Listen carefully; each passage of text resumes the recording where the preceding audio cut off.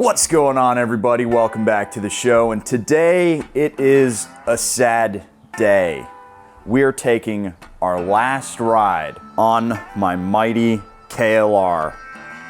This is the last time I'm going to be taking this motorcycle out on the channel because it is time to put this bike out to greener pastures. Today we're going to be talking about why it is time for me to get rid of my beloved adventure bike. And it's going to be a little bit sad. We may actually get some man tears.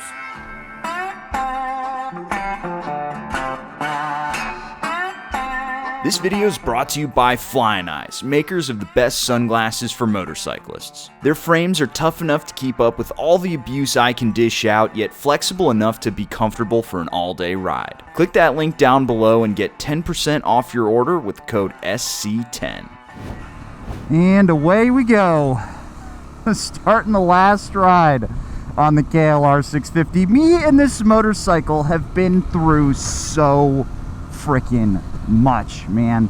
I've taken this bike across the country. I've ridden from Austin to Atlanta on this thing, and that was actually a lot of fun. I enjoyed that trip. I learned a lot about riding cross country and a lot about the KLR, and mostly a lot about myself on that ride.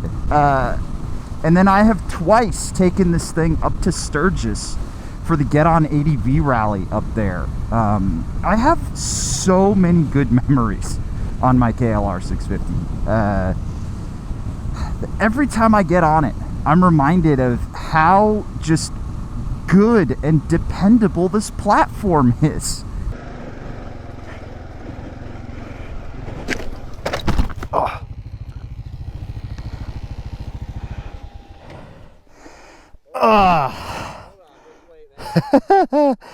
I'm all right.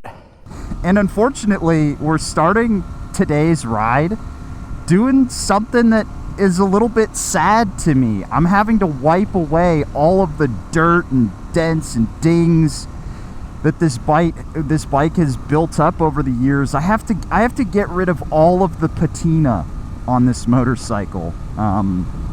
Every time I go out in the garage, I see this thing still speckled with dirt, and I'm like, yeah, that's my adventure bike, baby. That's the one that I can go do anything I want on.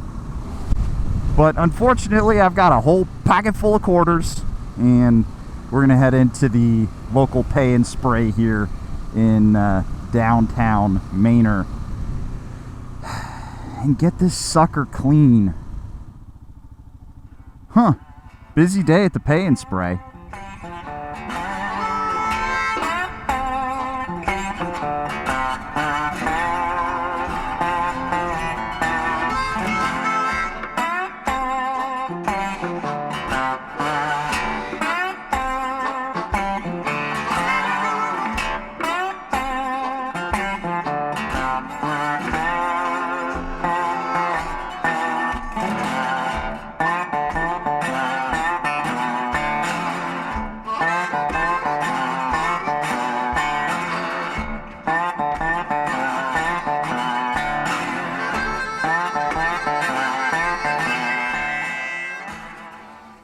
Once again, the old Manor Pay and Spray here took many quarters, but left me with much left to clean on my own. Next stop, Wally World. Gotta get some gas. Oh man, this bike is so comfortable. Oh God, it's such a nice, comfortable place to be. Now I remember why I was able to so easily take this thing across the country. These KLRs are freaking lovely bikes, man. If you've never ridden a KLR, you should give it a try. They're pretty legendary for a reason. Another benefit of owning the KLR, 87 octane, baby. 280 a gallon. How many times do you get on a modern motorcycle? Like, this is a 2022. How many times do you get on a modern motorcycle and you have to put 93 or like 91 or better in there? And, you know, where do you go to a pump that's got 91 octane? You know, you're always paying for 93 on a lot of modern adventure bikes. Oh, that front brake too. I spent some good money on this master cylinder on here. This is a Magura 2 something master cylinder, and it feels good. It feels really good on this bike. So much better than the stock master that this thing comes with. That thing is, honest to God, just freaking garbage. I don't know why Kawasaki just hasn't updated that. Oh, and speaking of failed updates that Kawasaki just refuses to make to this bike, the Thermobob. The bike, if you when I first bought this thing, the stock thermostat opens at like 160 degrees, and so it dumps water into the, or not water, but it dumps coolant into the system way too soon, and so the bike never gets the temperature, and you get these massive temperature spikes in the engine. And so I spent a long time doing the Thermobob mod on that, and actually I think the video is still up over on YamiNoob. If you want to go check it out, you can see me doing the Thermobob and how to do it. It's not complicated, and it blows my mind that Kawasaki just hasn't done it yet. Another thing Kawasaki just has not done to this motorcycle is the doohickey. The doohickey is not, hasn't been taken care of for the Gen 3, so you still have doohickey springs that fail. And it was not a difficult one. It's a little bit scary because you have to open the motor and you have to remove the flywheel, the rotor. It's such a small part. I literally have it on my keys right there. The little doohickey, the old stock one, is on my keys. But you know what? For all of this bike's faults, this thing represents something really cool in motorcycling that we don't see, especially in adventure bike spaces anymore. Everybody looks at modern ADV bikes and they're so technology laden. They have, you know, fully adjustable active suspension, 1,000 ride modes, traction control for off-road, for rally mode, TFT displays where if you get a rock just wrong, the whole bike turns off. This thing, it's a motor and it's 2 wheels and long travel suspension, and that's all it is. And honestly, it handles pretty good too. I ride this thing like a damn supermoto, especially with the new Magura master cylinder on there. I can really get on the front brake and have some fun. It's pretty impressive how well this bike handles, given that it's got a big 21-inch front end, which is another thing you don't see on a lot of modern ADV bikes. The Tenere and the Duke, or the Adventure 890 and the Touareg, they have 21s, but you go to like the bigger ADV bikes and they have 19s because they're meant to tour. And I don't want a 19-inch front end on my adventure bike. I want a 21, man. I want to roll over stuff. And that's basically what I was looking for when I bought this thing. I wanted an ADV bike more than anything, because I had ridden my DRZ off-road a handful of times. My Supermoto DRZ. I put some Shinko 705s on it and took it to Big Bend, and that was so much fun. It was an awakening for me in my riding experience. It changed so many of my perspectives about riding, and I realized then that the one thing I wanted more than anything, more than buying a big cruiser, more than some fast sport bike or some cool hyper naked, I wanted to go ride off-road. I wanted to see what was on the other side of that hill, and I wanted a motorcycle. Speaking of, look at all these freaking bluebonnets out here, man. This is the perfect time to go ride in Texas because the bluebonnets are out. But yeah, I wanted a simple bike that just had that adventurous spirit. So then why am I getting rid of this motorcycle that has this lovely adventurous spirit about it and encourages me to just go have fun? Why am I getting rid of it? Well, guys, I live in the state of Texas, and because of the way that Texas is, there is zero public land out here. You got Big Bend, which is literally, it's in Mexico. Let's be real. Big Bend is in Mexico. It's 8 hours from here. It is a journey and a half. Actually, you know what? Screw it. We're going to go down this road and see what happens. It's a journey and a half for me to get there. And I'm not in a place where I want to ride the KLR for that long anymore. I have enough other motorcycles that I ride and reach for the keys for. This is just definitely somebody's driveway. I definitely need to get out of here, because this is the part of Texas where dogs just kind of roam, and folks answer the door with a shotgun. Oh, thanks, Freddy. Foreshadowing. Who is this? But, you know, since I can't get out to, you know, public land and go ride adventure trails, there are only a few spots that I can take this thing off-road. And one of them was down in Bastrop. It was this secluded little development that was out there in the middle of nowhere. And basically they came in to build houses or whatever, and then I think 2008 happened, and they lost all their money and they stopped. But they cut all these roads, so there's wide adventure trails through there that are all unpaved and pretty well maintained, honestly. But as is so often the case, people didn't respect the spot. You had a bunch of guys on ATVs coming through, ATV, UTV guys. They didn't have exhausts on their vehicles, and they just ruined it. So I couldn't go there.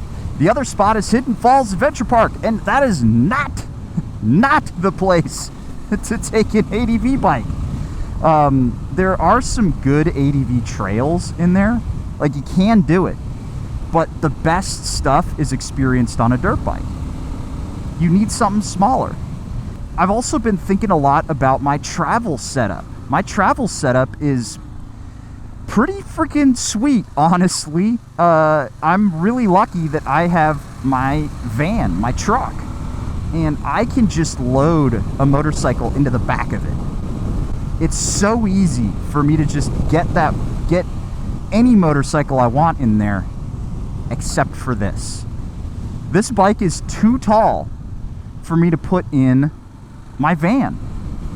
And so I have to put it on a bumper hitch, and my van gets bad enough gas mileage as it is. Putting the bumper hitch knocks another, mile per gallon off. And that actually adds up pretty significantly. So I can't haul it. And the only places I've ridden with it in the past 2 years that have been spectacular has been Sturgis. I also purchased the Hawk 250 from Dork in the Road. That Hawk 250, as lame as that bike is generally, it's honestly a lot of fun, and it works really well for what it is. It works really well, and I love riding it. I love riding that little bike, and it allows me to hit those. It allows me to hit those adventure trails around here. So unfortunately, the KLR just hasn't gotten ridden. I actually just recently did my taxes, which I know causes every single American to just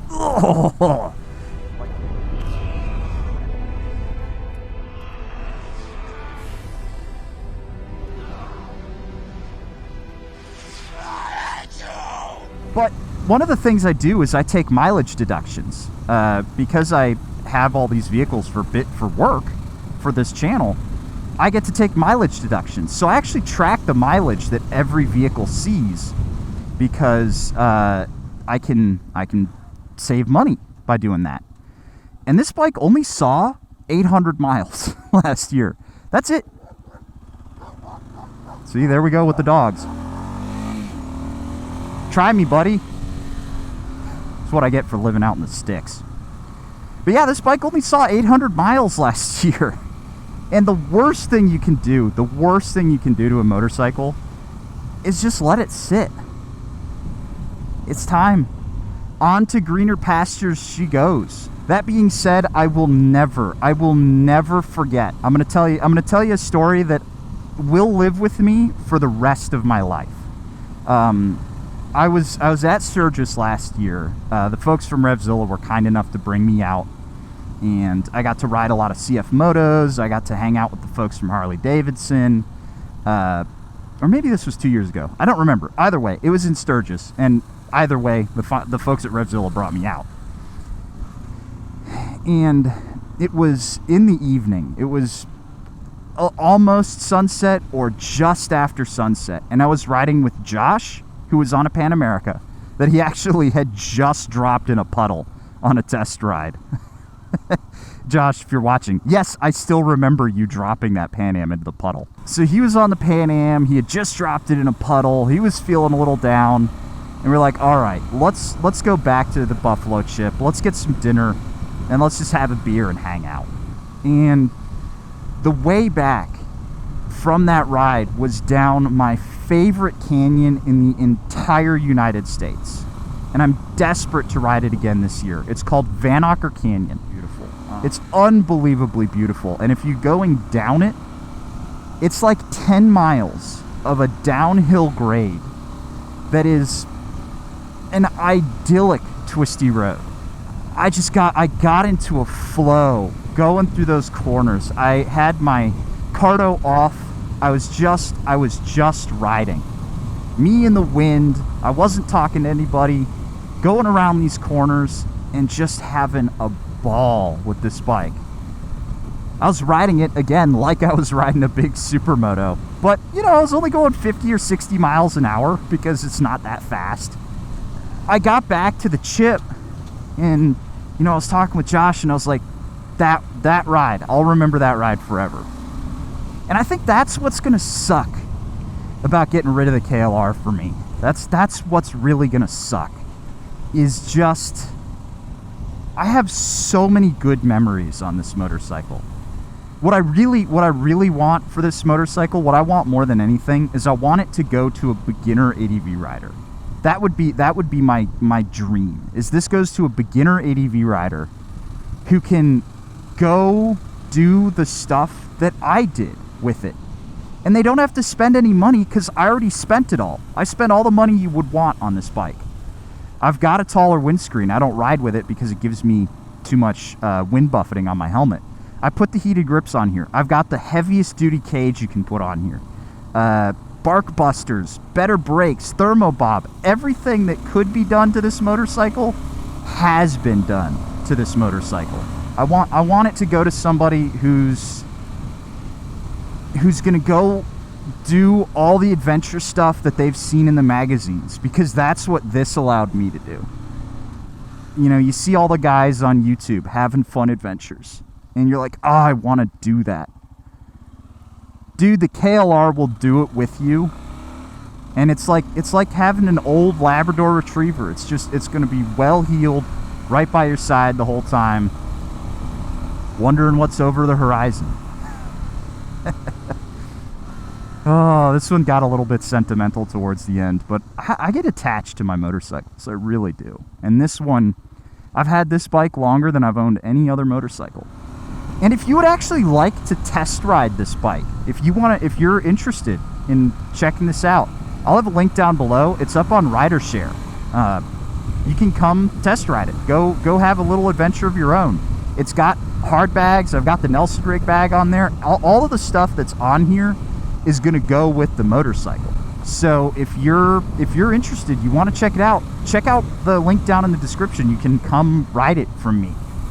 But that's where I'm going to wrap this video up, guys. A little bittersweet today with the KLR, but such is life, man. It's time to move on. I'll catch you guys in the next one. See you later.